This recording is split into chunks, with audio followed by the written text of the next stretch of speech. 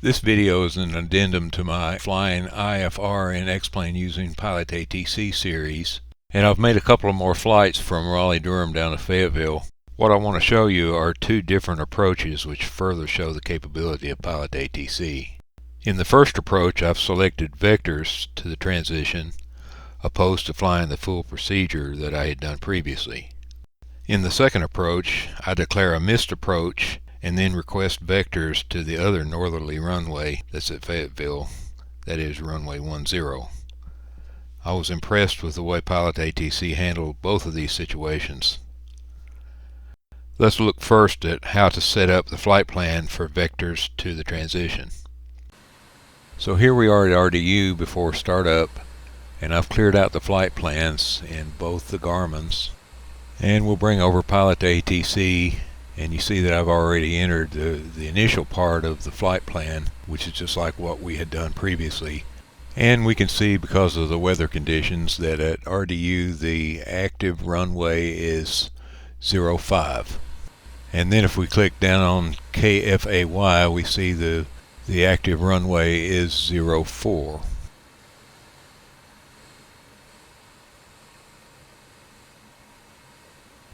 So now let's add the approach.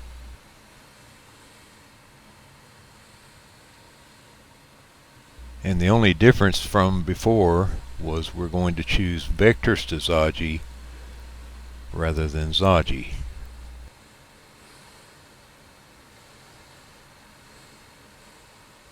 Had we chosen the Zaji selection, that would have been the full approach procedure.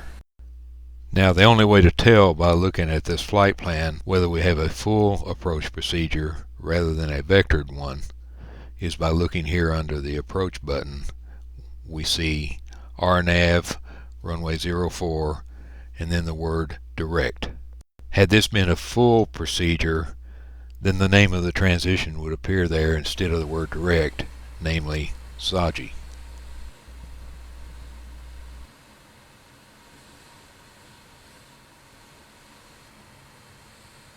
Okay, well, let's set up the Garmins now.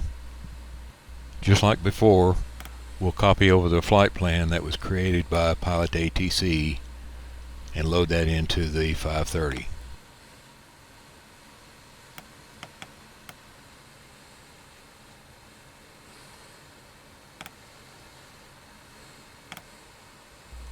And we see that it copied all the waypoints from our flight plan, including the approach procedure. Now we'll select the approach exactly like we did before,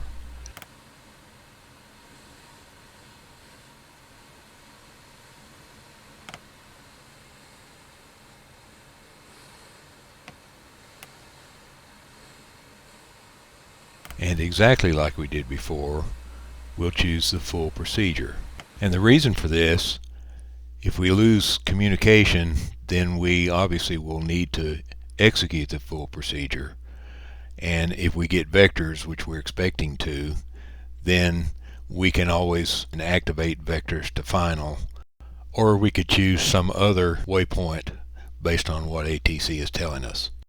And setting it up this way gives us lots of flexibility based on weather conditions and traffic and whatever ATC might throw at us. So we'll load that now as the full procedure.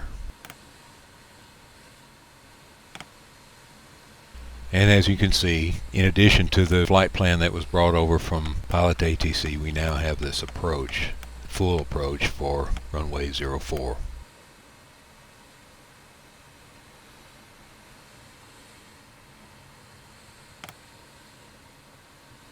And now that we have the full flight plan in the 530, we'll copy it over to the 430 so we have a backup of it, and we can view the route on that device.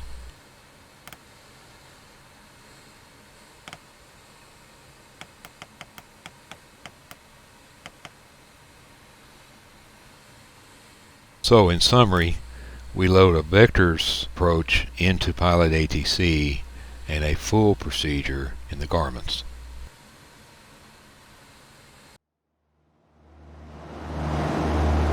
So here we are just inside the Hooks transition, and any minute we're expecting vectors from Fayetteville approach.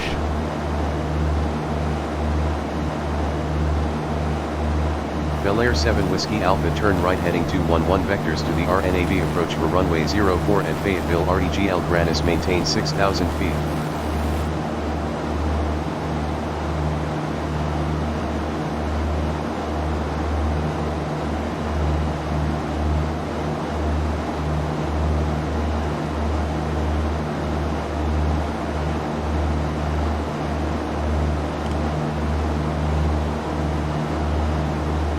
Heading 211 vectors to RNAV approach, runway 04, maintain 6,000 feet, Bel Air 7 Whiskey Alpha. Okay, now this is absolutely cheating, because the pilot does not know the vectored route the controller is giving them. But as you can see, Pilot2ATC clearly shows you that route here shown in purple. Well, this is a great feature for training purposes, but I try not to look at this in everyday flying. In fact, I try my best to keep Pilot2ATC icons so that I don't see things like this, or even the text messages that ATC is giving me. I'm not trying to push my little pet peeves off on you, I'm just telling you how I approach this. I really want this to be as realistic as I can get it. It reminds me of Ken Mattingly in one of my all-time favorite movies. I need the sim cold and dark. Give me the exact same conditions we've got in there now, and I need present status of every instrument. You got it. I need a flashlight. That's not what they have up there. Don't give me anything they don't have on board. Let's get this. Good morning, FedEx 1717 Heavy out of 6,700, 5,000. 250 assigned. I'll be clearance here shortly. Okay.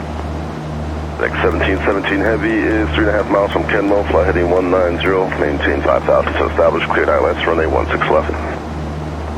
190, 5,000 to establish, clear for ILS 16 left. FedEx 1717 Heavy.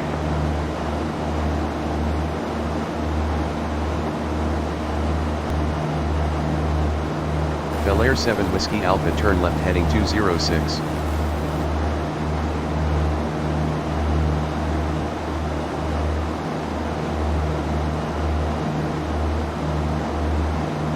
Heading 206, Bel Air 7 Whiskey Alpha.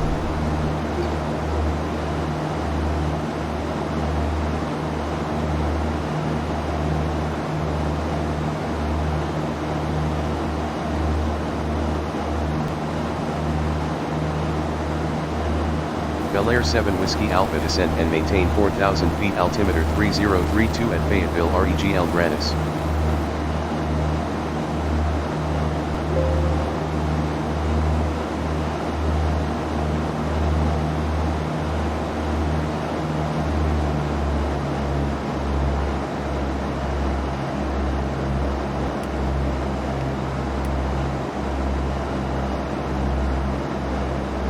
Descend and maintain 4,000 feet, Bel Air 7 Whiskey Alpha.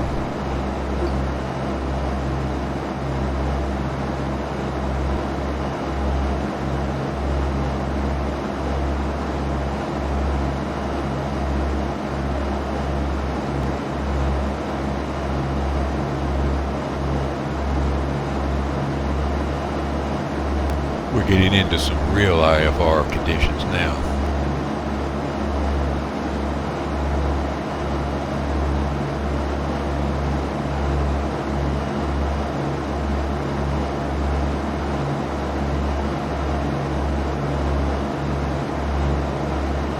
Bel Air 7 Whiskey Alpha turn left heading 122 descent and maintain 3,000 feet.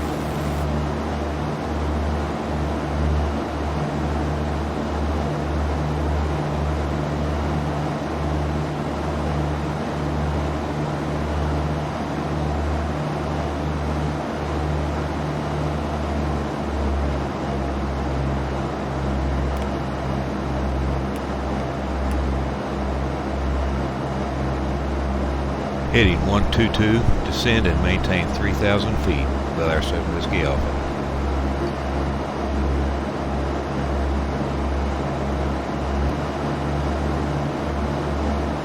Bel Air 7 Whiskey Alpha cleared for RNAV to runway 04 fly heading 062 to intercept final descent and maintain 2,300 feet. Cleared for RNAV approach to runway 04, fly heading 062, descend and maintain 2,300 feet. Bel Air 7 Whiskey Alpha.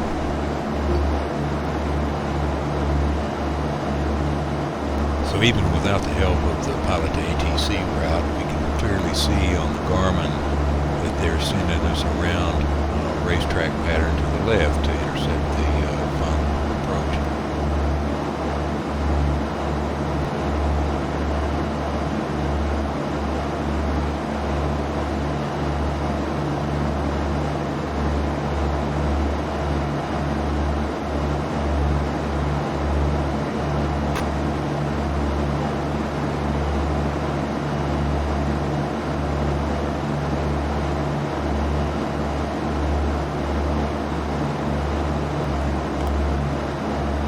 Bel Air 7 Whiskey Alpha altimeter 3032 at Fayetteville REGL Grannis contact tower on 118.3. Enjoy your evening. Altimeter 3032, tower on 118.3, Bel Air 7 Whiskey Alpha.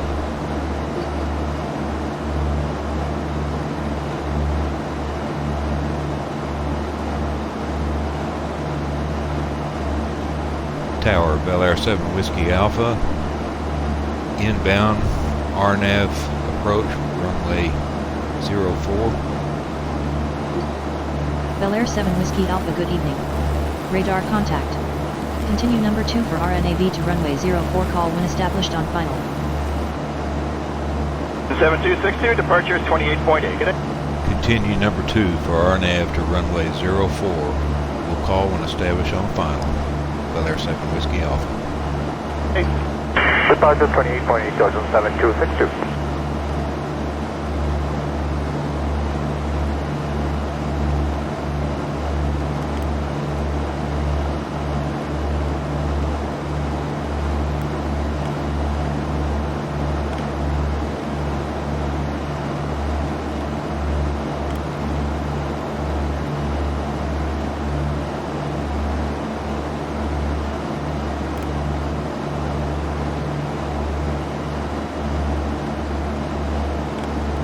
Well, there's my first mistake. I should have gone into GPSS mode because my heading bug is not set to final approach. And since approach mode is going to use the heading bug, it's going to get me way off course here.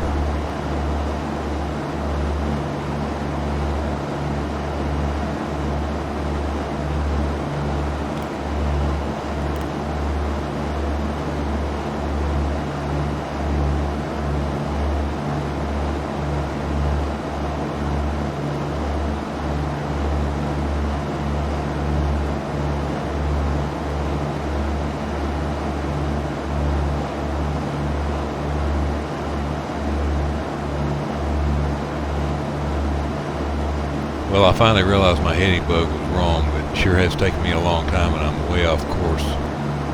And if I'd have gone into GPSS mode, then I would have had plenty of time to set this heading bug without feeling rushed about it.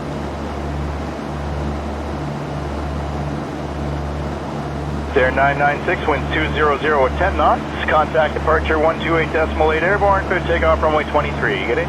Clear takeoff runway 23, airborne 128.8, 996 today.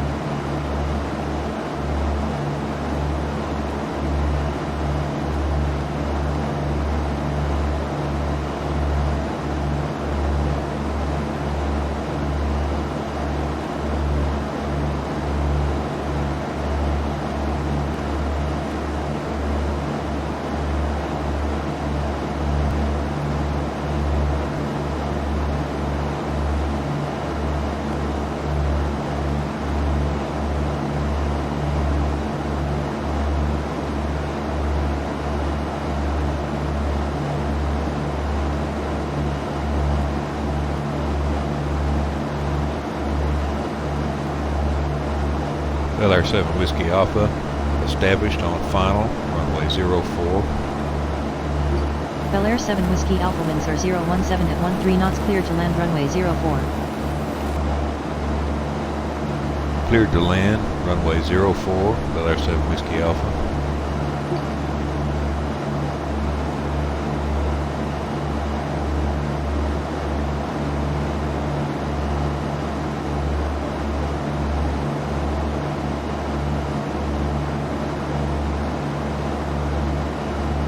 Tower Jazz, 644, it's good condition, 4 Yeah, 644, good day, clear to land, runway 24 right, any exit's good, the wind's 170 at 15. Right, clear land, 24 right, check mark, Jazz.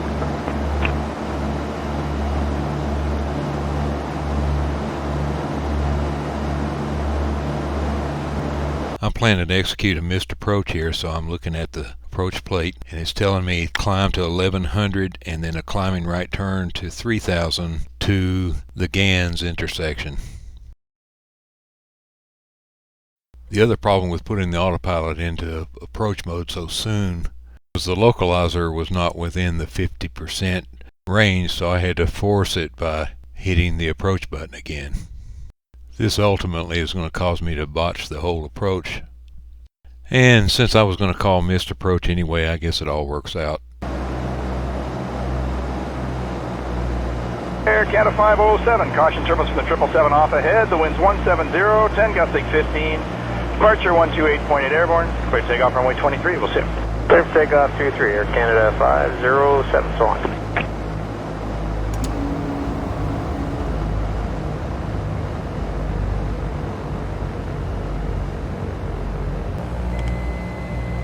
And since the autopilot won't descend, I'm just kicking it off.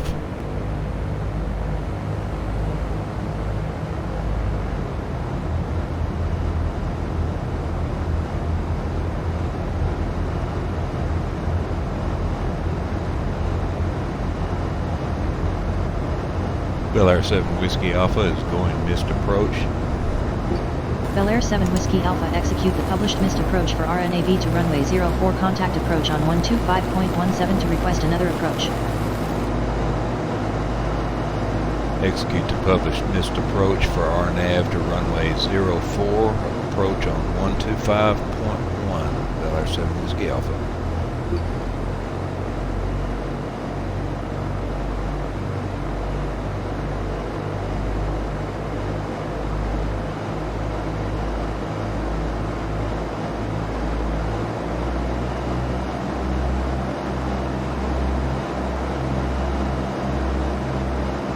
On 695, once you're established, maintain 200 knots or greater. 200 or better once established, that's good 695.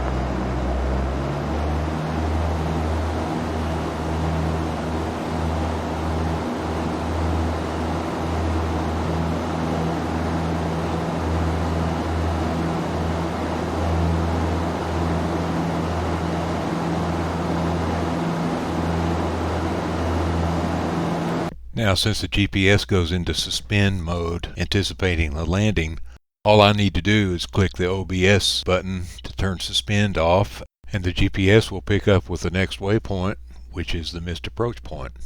Then, when I'm finished climbing out on runway heading, all I need to do is hit nav twice, which puts the autopilot in GPS steering mode, and it will take me right to the missed approach hold.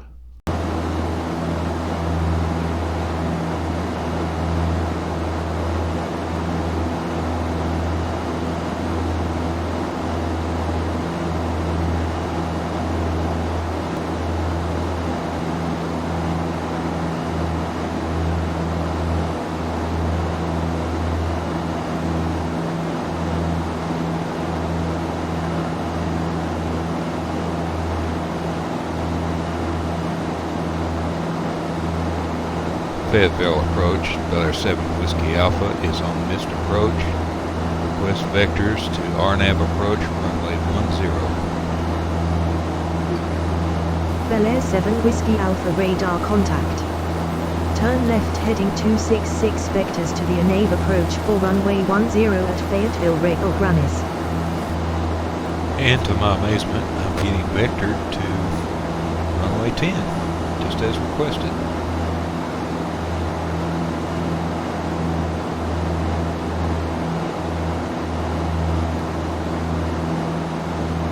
Heading 266, vectors to the RNAV approach for runway 10, Bel Air 7 Whiskey Alpha. Fire and approach, has an air Bel Air 7 Whiskey Alpha, turn left heading 266. 205, 8600 feet for 7,000. Heading 266, Bel Air 7 Whiskey Alpha. That's 2205, shuttle approach, should maintain 5,000. 5,000, that's 2205.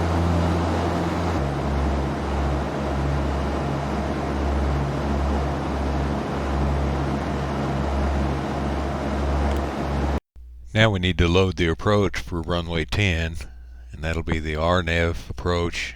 And since we're being vectored and using the heading bug, we can go ahead and activate it, and then when we switch back to nav mode, it will automatically begin to track to the approach.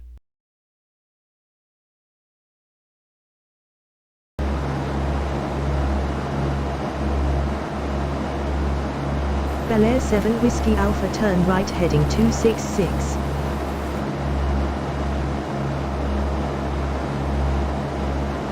Heading 266, Bel Air 7 Whiskey Alpha.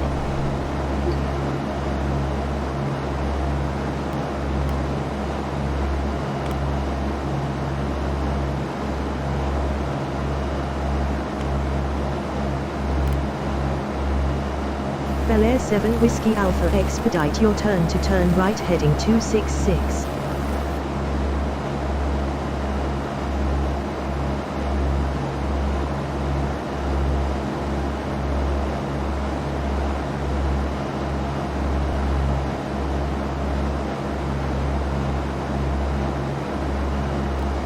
Pilot2ATC automatically loaded the runway 10 approach for us and drew a track.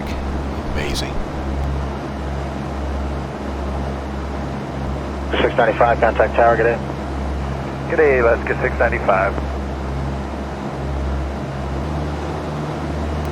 ATC has vectored us around the course, and here we are at final approach intercept.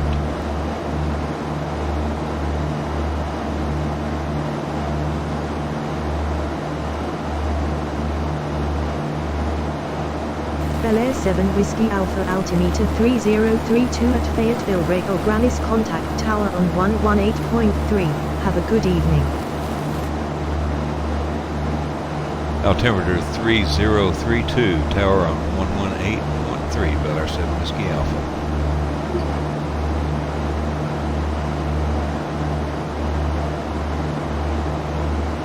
Fayetteville Tower, Bel Air 7 Whiskey Alpha. Inbound RNAV approach, runway 10. Bel Air 7 Whiskey Alpha radar contact. Continue RNAV to runway 10, call when established on final.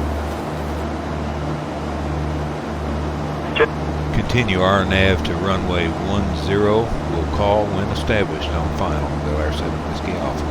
Bel Air 7 Whiskey Alpha, established on final, runway 10. Bel Air 7 Whiskey Alpha, winds are 017 at 13 knots, cleared to land runway 10.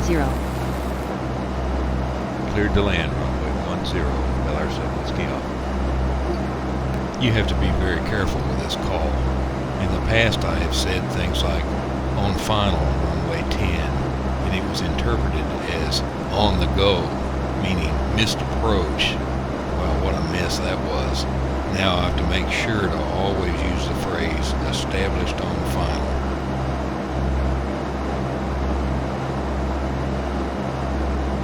And you have to read the charts carefully.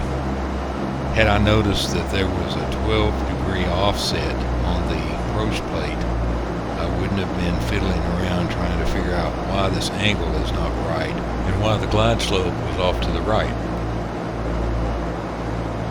Tower course 349 with you, ILS runway 248 at the Dome. Number 3409, caution, turbulence 777 just on the exit, wind 170. So let's talk about what we've learned. Almost all the trouble that I had in these flights today are related to transitioning from heading bug mode on the autopilot to approach mode. The X-Plane STEC 55 Autopilot Operating Manual deals with this issue in its last chapter entitled LPV Approaches. It states that before transitioning from GPS steering mode to approach mode, that you set your heading bug to the final approach course for the runway, and this will enable the autopilot to make a smooth turn to final approach when intercept occurs. The final page of the manual states that for guidance arming to occur, the localizer deflection must be no more than 50% of maximum, and the aircraft must be under glide slope, and glide slope deflection must be at least 60% of maximum. I had tried to go directly from heading mode to approach mode, which resulted in the autopilot not arming, so I never got any glide slope guidance. And the reason for this was the localizer deflection and the glide slope deflection were not within their maximum limits.